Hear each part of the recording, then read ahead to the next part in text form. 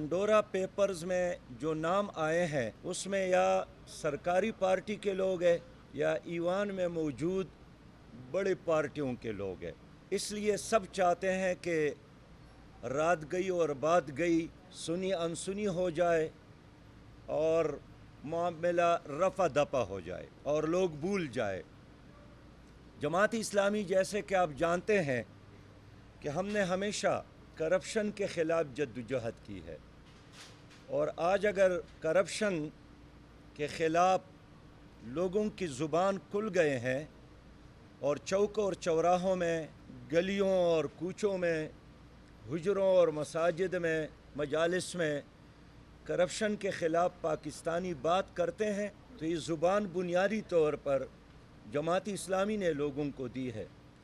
और आपको याद होगा कि 1996 में साबिक़ अमीर जमात इस्लामी जो उस वक़्त हमारे अमीर थे जनाब काजी हुसैन अहमद साहब ने एक अज़ीम-शान धरना दिया था और करप्शन के ख़िलाफ़ एक जद्दोजहद शुरू की थी।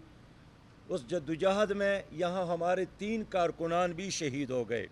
और फिर आपने ये भी देखा कि पीपल्स पार्टी की हुकूमत भी और मुस्लिम लीग की हुकूमत करप्शन के इल्ज़ामात के नतीजे में ख़त्म भी हो गए।